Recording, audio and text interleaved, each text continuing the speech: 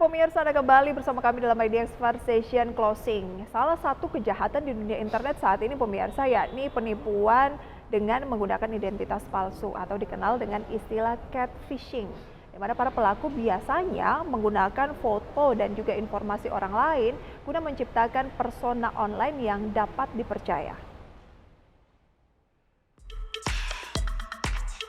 Salah satu kejahatan di dunia internet yang saat ini marak terjadi yakni penipuan dengan menggunakan identitas palsu atau dikenal dengan istilah catfishing, di mana para pelaku biasanya menggunakan foto dan informasi orang lain untuk menciptakan persona online yang dapat dipercaya dan kemudian memikat korban serta dijebak dalam berbagai penipuan dan berujung pada tindakan kriminal. Sementara itu, fenomena catfishing menjadi faktor risiko utama khususnya bagi para pengguna aplikasi kencan. Bahkan sebuah studi menyebut sebanyak 65% dari total 18.000 responden di 27 negara termasuk Indonesia mengungkap kekhawatirannya terhadap fenomena tersebut. Terlebih dari berbagai modus penipuan, catfishing menjadi nomor satu dengan 51% korban pernah terjebak di dalamnya. Selain itu, terdapat beberapa ciri yang dapat dijadikan acuan untuk mengidentifikasi pelaku catfishing, mulai dari menolak video call, menghindari pertemuan tatap muka, hingga membatasi komunikasi hanya melalui chat dan voice call. Oleh karena itu, guna mengedukasi masyarakat, Kementerian Komunikasi dan Informatika melalui Gerakan Nasional Literasi Digital Siberkreasi akan terus menghadiri berbagai webinar dan program workshop edukasi demi menyikapi isu literasi digital di tanah air. Berbagai sumber untuk IDX Channel.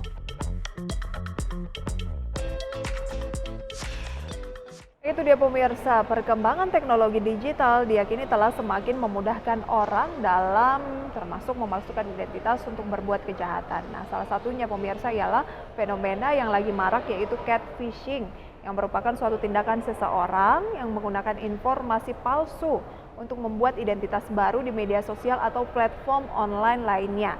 Di mana kejahatan jenis ini pemirsa biasanya menggunakan motif penyalahgunaan data pribadi. Pasalnya para pelaku memakai data pribadi mulai dari foto orang tersebut tanpa diketahui oleh pemilik yang sebenarnya. Awalnya nih pelaku kejahatan akan mungkin berpura-pura menunjukkan ketertarikan kepada si korban. Namun hanya untuk tujuan yang negatif, antara lain bisa saja merampok pemirsa ya, menculik hingga juga mungkin melakukan pembunuhan. Nantinya pemirsa, persona identitas palsunya dibuat senyata mungkin untuk menjebak korban dalam berbagai penipuan hingga akhirnya melancarkan strategi untuk meminta uang bantuan mungkin atau berhutang, meminta transferan dan juga lain sebagainya. Sementara itu pemirsa, fenomena catfishing ini ternyata menjadi faktor risiko utama nih khususnya bagi para pengguna aplikasi, misalnya aplikasi kencan. Bahkan sebuah studi menyatakan bahwa sebanyak 65% dari total 18.000 responden di 27 negara termasuk Indonesia mengungkapkan kekhawatirannya terhadap aplikasi kencan ini pemirsa. Dan yang mungkin paling menyedihkan ialah sebanyak 15% dari total responden tersebut telah melaporkan bahwa mereka pernah mengalami penipuan. Dan dari berbagai modus penipuan itu pemirsa, catfishing menjadi modus operandi nomor 1 dengan 51% dari mereka yang menjadi sasaran pernah terjebak di dalamnya. Ya, kebebasan internet memungkinkan siapa saja untuk membuat identitasnya sendiri, sehingga siapapun dapat menjadi karakter apapun yang diinginkan secara daring. Adapun pemirsa, ciri-ciri utama yang dapat dijadikan acuan untuk mengidentifikasi perilaku catfishing yaitu mungkin pertama, menolak melakukan video call, kemudian menghindari pertemuan tatap muka, serta membatasi komunikasi hanya melalui chat maupun juga voice call saja pemirsa. Dan di mana fenomena catfishing ini terjadi ketika orang tidak nyaman tampaknya dengan dirinya sendiri, sehingga para pelaku tidak dapat menunjukkan pribadi aslinya tanpa melakukan penyamaran. Jadi terkesan serba misterius pemirsa. Dan untuk lebih jelasnya, berikut kami tampilkan ciri-ciri perilaku catfishing dalam grafis berikut ini.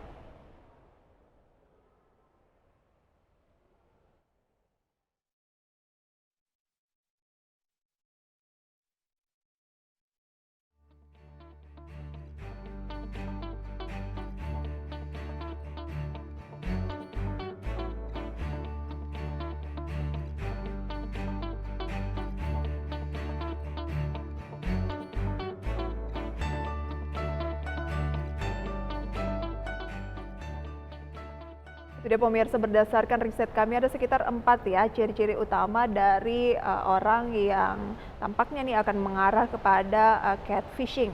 Nah, seiring dengan perkembangan modus kejahatan pemirsa pada transaksi digital, masyarakat dinilai harus selalu waspada dan paham bagaimana bertransaksi digital secara aman. Oleh karena itu, agar tidak menjadi korban kejahatan saat melakukan transaksi digital, Bank Indonesia membagikan beberapa tips nih yang harus diperhatikan tiap kali Anda melakukan transaksi digital. Yang pertama ialah hanya mengunduh aplikasi resmi milik penyelenggara dan juga memperbarui aplikasi secara berkala jika diminta, serta melakukan full registrasi untuk meningkatkan keamanan. Selain itu pemirsa, jangan menggunakan WiFi gratis dalam melakukan transaksi.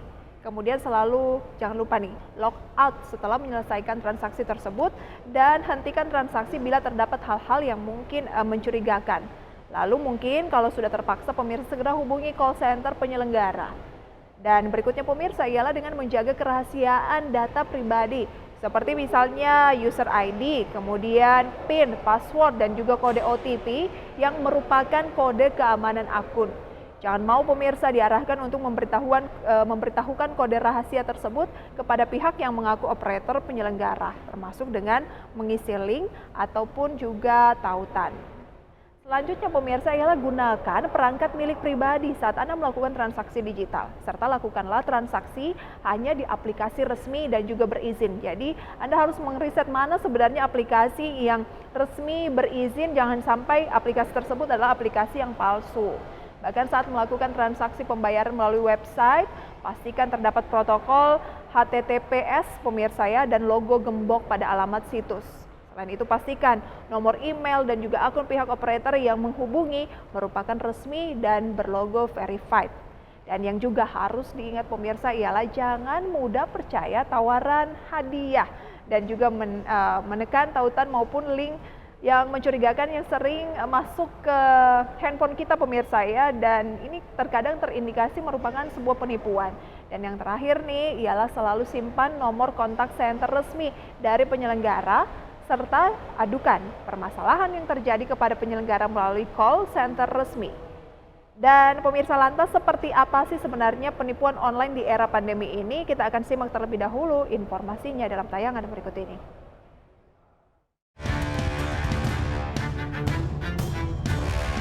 Industri teknologi informasi terus mengalami perkembangan secara masif, di mana perubahan gaya hidup menjadi serba digital ikut menawarkan kemudahan dan kepraktisan dalam beraktivitas. Di sisi lain, tingginya aktivitas digital juga membuka potensi buruk seperti penipuan dan pencurian, sehingga masyarakat perlu mewaspadai modus-modus baru yang muncul seiring perkembangan teknologi. Saat ini pelaku kejahatan memanfaatkan kemajuan teknologi untuk melakukan aksinya, di mana para penipu beraksi melalui telepon, email, messaging, dan lain sebagainya, hanya untuk mendapatkan uang dari para korban. Selain itu, peretasan akun, impersonasi, penjualan palsu, lowongan kerja palsu, dan modus percintaan juga merupakan metode yang biasa digunakan para pelaku scam. Bahkan penggunaan robot trading juga termasuk menjadi modus terkini yang berhasil memakan banyak korban.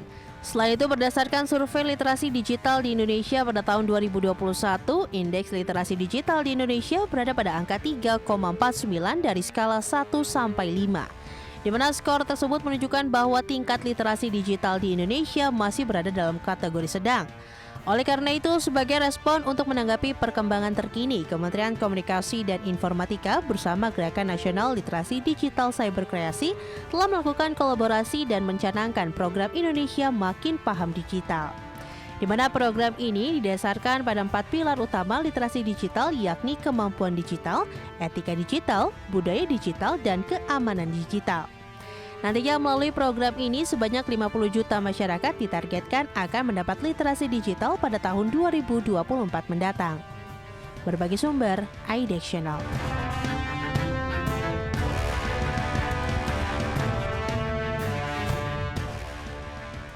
Ya pemirsa, seperti diketahui beragam modus perilaku penipuan dilakukan melalui transaksi digital. Bahkan kini semakin marak modus penipuan mengatasnamakan institusi perbankan dan juga keuangan di Indonesia. Di mana penipuan lewat transaksi digital ini salah satunya ialah berusaha mendapatkan data dan juga informasi pribadi korban demi mendapatkan keuntungan. Badan Cyber dan juga Sandi Negara atau BSSN mencatat angka serangan cyber tahun 2020 ini mencapai 495,3 juta, meningkat 41% dari tahun sebelumnya, yaitu di 2019 yang hanya sekitar 290 juta.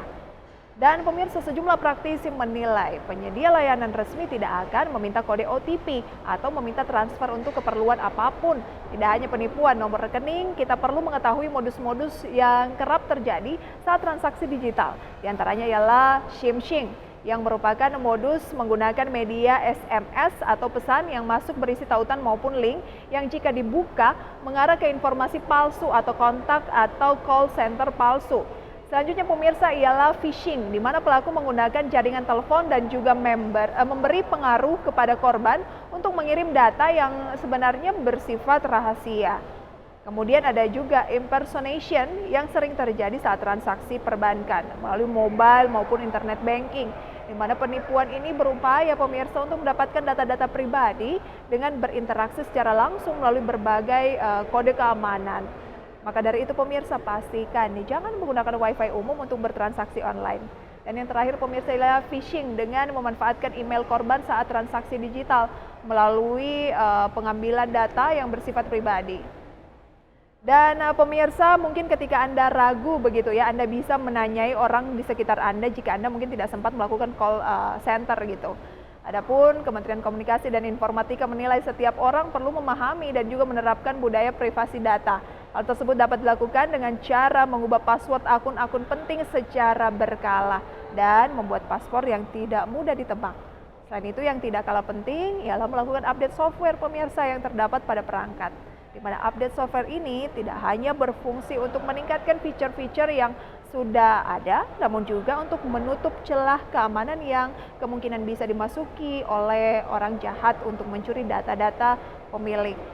Dan di samping itu, organisasi atau institusi perlu membuat prosedur operasi standar atau standar operating procedure SOP yang memang harus semakin ketat. Dan menurut pihak Kominfo, pengetahuan dan juga literasi digital ini memang sangat penting pemirsa untuk mencegah pengguna internet terjerumus dalam kasus penipuan online. Oleh karena itu, pihak Kominfo bersama Cyber Kreasi telah mencanangkan berbagai program dalam Gerakan Nasional Literasi Digital atau GNLD Cyber Kreasi, di mana program tersebut terdiri atas aktivitas pelatihan, sosialisasi, kemudian kompetisi dan juga modul seputar pengenalan literasi digital dengan aspek keamanan dalam berselancar di dunia maya juga turut ditekankan dalam gerakan tersebut. Semoga informasi ini pemirsa bisa mencegah kita atau membuat kita terhindar dari segala bentuk penipuan, baik itu cash phishing ataupun lain sebagainya pemirsa ya. Dan kami juga akan kembali dengan informasi lainnya usai jeda pariwara berikut. Tetaplah di ID Expert Session Closing.